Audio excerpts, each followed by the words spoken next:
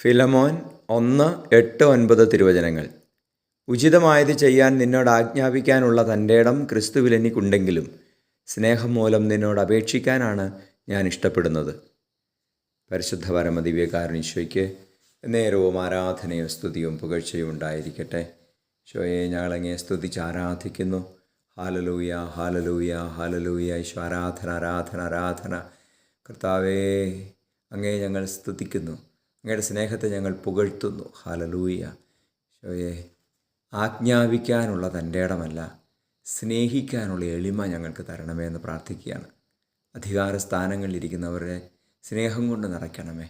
അവർ സ്നേഹത്തിൽ എല്ലാം ചെയ്യുവാൻ, സ്നേഹത്താൽ മറ്റുള്ളവരെ നിർബന്ധിക്കുവാൻ, സ്നേഹം കൊണ്ട് പൊതിയുവാനുള്ള കൃപ നൽകണമേ.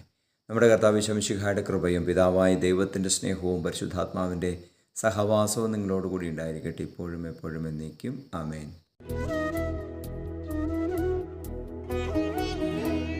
മറിയം എലിസബത്തിന്റെ കൂടെ 3 മാസത്തോളം താമസിച്ചു. പിന്നെ വീട്ടിലേക്ക് മടങ്ങി.